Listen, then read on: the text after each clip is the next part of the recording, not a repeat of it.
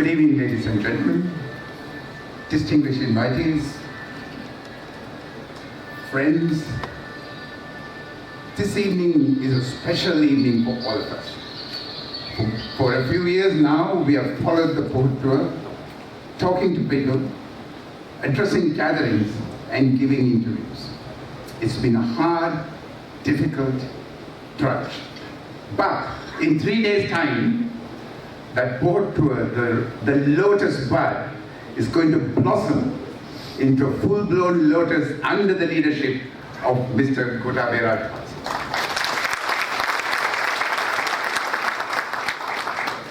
We have waited for this day for years now, 3, 4, 5 years. It's about time. And now let me take you to the topic that I have been assigned for today, which is the MCC and Sri Lanka. What is the MCC? The MCC, the Millennium Challenge Corporation, was established in 2004 by President Bush under an act of Congress. It was intended to be an independent organization. Independent in the sense that it, like a corporation in Sri Lanka, to assist with development activities in developing countries. But is it really independent? I would say that it is like a Sri Lankan corporation. The senior executives are appointed by the administration. Even today, the director of the MCC, Mr. Sean Cain-Cross, was a former advisor to President Trump. So although ostensibly for public purposes, it is supposed to be independent, it is truly an arm of the American government. What are the goals of the MCC? They are very worthwhile, they are virtuous goals. The MCC is intended to assist countries along the development road, reduce poverty, eliminate hunger, and also, importantly, it is intended to work with the private sector. Now, this is where the catch is. Sri Lanka made an application to the MCC not recently, in 2004, in fact, just after it was established. And of course, remember, at the time, we had the same leaders that we have in power today in charge of our country. We were offered $500 million US by the MCC at the time, by way of a grant. And we all looked forward to that grant. $500 million in the middle of a war when we had all sorts of financial difficulties. And then, for reasons that became clear later on, because we did not respond to the pressures exerted on us by the US government to suspend the push we were making against the LTTE, that offer was withdrawn. I'll get onto that later. Now, in the case of Sri Lanka, most recently in 2019,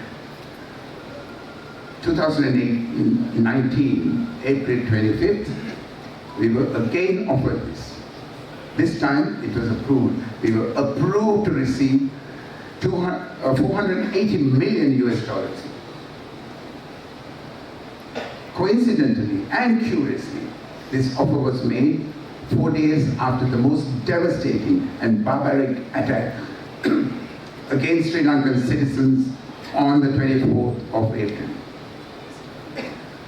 There are many who suggest that there were other forces, more sinister forces, linked to this offer and the attack, but I have no evidence to back that up, so I won't get into that subject. What is this money going to do to Sri Lanka? It is designed, intended to improve the transportation in the Western Province, improve our bus services. We all know that these need improvement, and that's a worthwhile objective. And in addition, our land usage, land ownership laws will be reformed to make them more commercially useful. And that is also, again, per se, intrinsically not something that we could quibble with. State land, which is underutilized, will now be required under the MCC Compact to be placed in a land bank.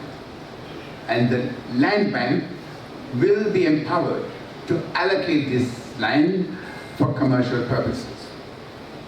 In addition, also private land. When I say private, in Sri Lanka there are literally thousands of small holdings occupied by individuals to whom these small holdings have been given by the government for agricultural purposes. But these are essentially poor farmers. Under the reforms that have to be implemented under the MCC, this land will now be given, the farmers will be given full title to this land, enabling them to dispose of this land either by way of sale, by lease, etc. They could monetize this land and raise funds. Now, a question that arises here is whether this is a sensible thing to do. You know the way our farmers deal with assets. They're always ready to get rid of assets, make some money, and then spend the money. And after that, what will happen is that we will end up, if it happens like that, with thousands, maybe hundreds of thousands, who will be assetless and who will be poor and who will be a burden on the state and who will only add to the labor pool of the country.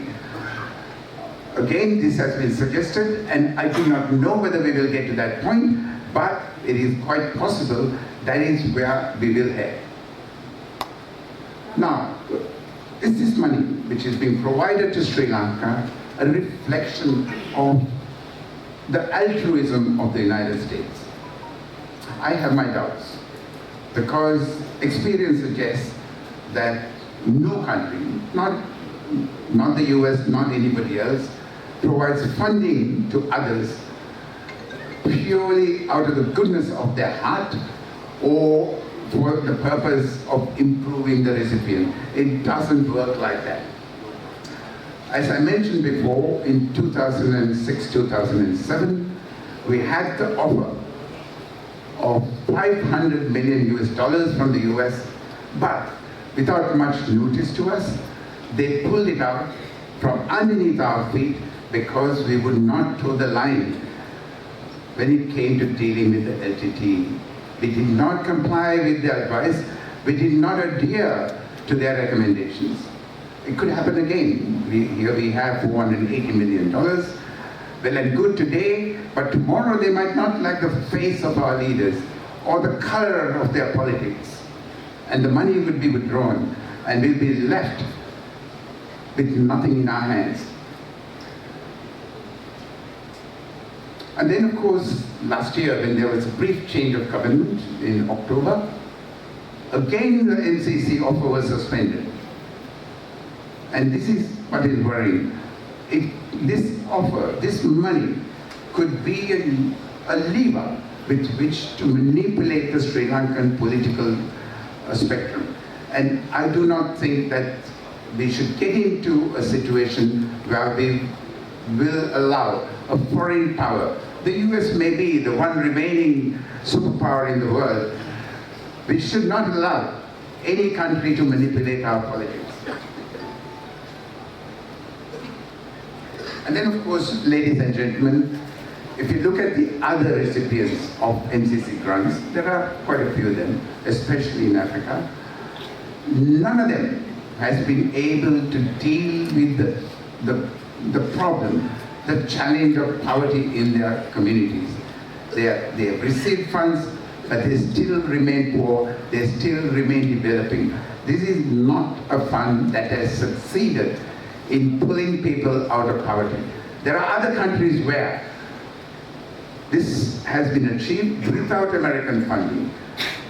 Look at China, ASEAN countries, they have pulled millions of people out of poverty but not with the assistance of American funding. And then of course there is another issue here. Congress, according to the records, has never approved the full amount that has been requested by the MCC. The MCC as a corporation requests funding from Congress, and the Congress has to approve it. Up to date, Congress has never approved the full amount requested for any given year. So whatever that is approved has to be shared between a few dozen countries, including us.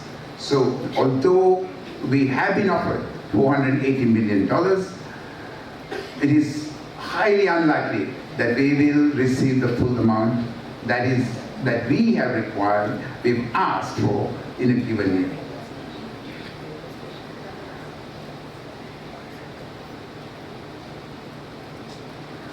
It is also to be remembered that there is a sunset clause attached to the MCC compact.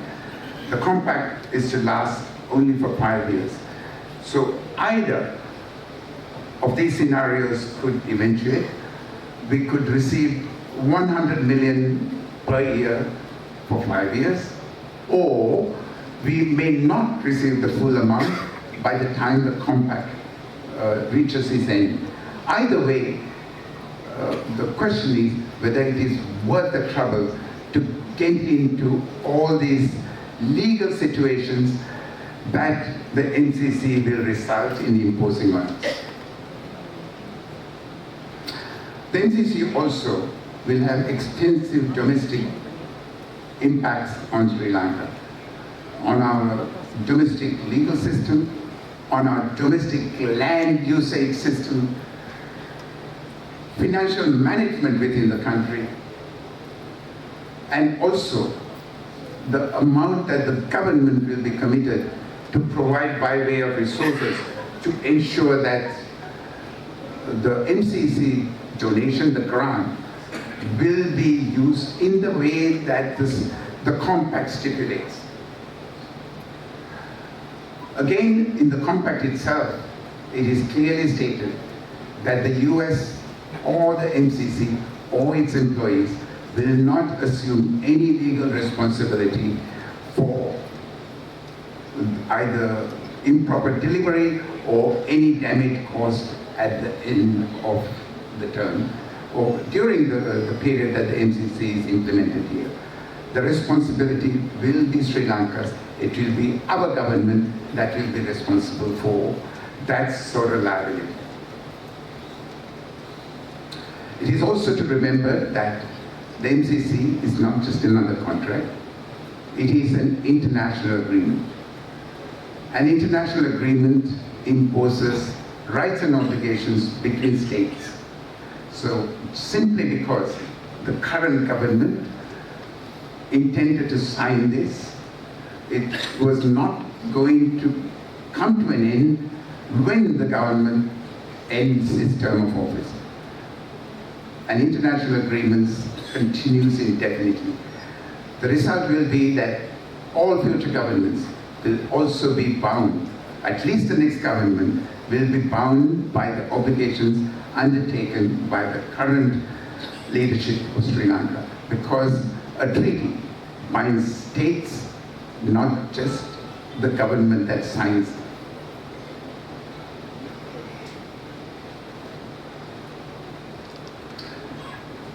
While all treaties are governed by international law, this particular compact categorically states that it will be governed by international law. So any dispute that arises under it will have to be resolved not by our courts, but by international tribunals, arbitration maybe, or any other entity established for the purpose. And this again is a worrisome commitment that we will be entering into, because our courts will have no jurisdiction to determine disputes under the MCC compact. And then again, because it's a treaty, a government that takes over office in Sri Lanka, hopefully over the new government over the next few months, will not be able to walk away from it. It is a commitment that has been undertaken on behalf of the state of Sri Lanka. Although the policy statement of Mr. Rajapaksa clearly states that any treaties, any agreements entered into by the current government will be reviewed after he assumes power, still has to be remembered, a treaty is a treaty. It binds the country, not for the present, it binds the country for the duration of the treaty, and in some cases forever. So it's very important to remember that you cannot walk away. And then of course, here there is another complication. We are not walking away from a treaty with another country which is our equal. We are walking away from a treaty that is with the one remaining superpower. And it will have other consequences. There will be other implications. So that is why it's very important to remember that Sri Lanka, when it enters into an agreement, whatever agreement it is, must remember that the bottom line should be our national interest. We also have seen over the last few months the indecent hurry that was demonstrated by the current government to conclude this agreement. It came before the cabinet about a month ago, and then fortunately the president at the time rejected it and it went back. And then lo and behold, about 10 days ago, it was back before the cabinet and it was approved. And we all heard that it was going to be signed before the election. This, I think, is utterly unethical, because in any democracy, as we all know, once an election has been declared, no firm commitment, no policy decision is entered into. But they were going to sign this last week. Fortunately for us, there was enough public opposition to it. There were monks who were going to fast until death. Thank goodness for that. Now the signature has been postponed. And let us hope that this postponement will not be a temporary postponement, but a postponement that will be meaningful. And ladies and gentlemen,